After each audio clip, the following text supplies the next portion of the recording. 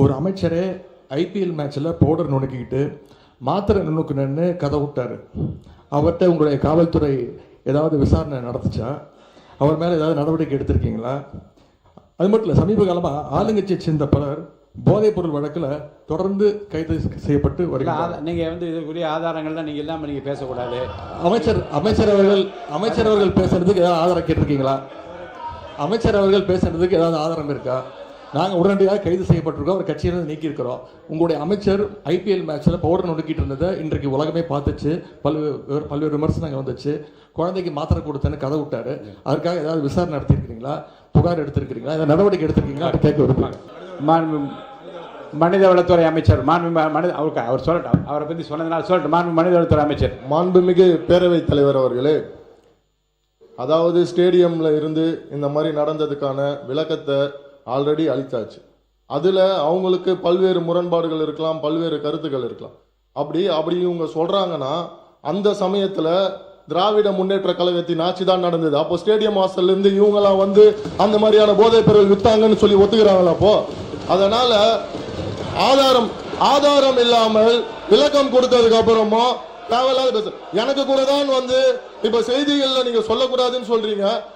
என்னோட அதாவது என் துறையை சார்ந்த கிட்டத்தட்ட அரசு வேலை கொடுக்கறதா சொல்லி 888 கோடி ஊழல் பண்ணிருக்காங்க. எனக்கு பல்வேறு முரண்பாடுகள் இருக்கு.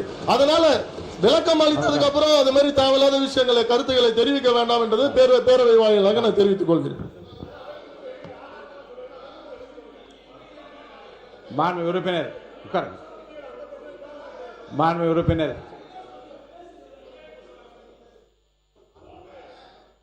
பேரவைத் தலைவர் அவர்களே, அவரை பற்றி குற்றச்சாட்டு சொன்னால் அதுக்கு பதில் சொல்லிட்டாரு.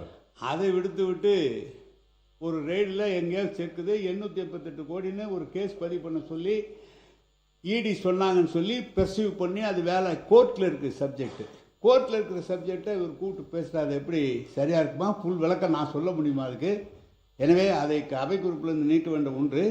2, அவரை பற்றி சொன்னதுக்கு நீங்கள் பதில் சொல்லுங்கள். அதை விட்டுட்டு ஏன்டானா நீங்கள் மற்றவனை பற்றி பேசிட்டீங்க. நீங்கள் எடுத்தீங்களே அந்த காரில் தண்ணீங்களே, அது என்னன்னு சொல்லுங்கள். பள்ளிக்கல்வித்துறை அமைச்சர் பள்ளிக்கல்வித்துறை அமைச்சர் அவர் பேசி முடிக்கட்டும். உட்காருங்க. பள்ளிக்கல்வித்துறை அமைச்சர் அவர் பேர் என்ன? அவர் பேர் மாண்பு உறுப்பினர். ஆயுர்வேதம் ஒரு பொக்கிஷம், நம் ஆயுள் நீட்டிக்கும் அற்புதம்.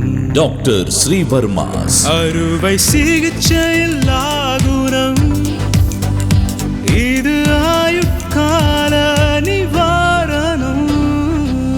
டாக்டர் ஸ்ரீவர்மாஸ் அனைத்து நோய்களுக்குமான குணம், நம்ம தலைமுறைக்கான ஆரோக்கிய பொக்கிஷம். டாக்டர் ஸ்ரீவர்மாஸ்.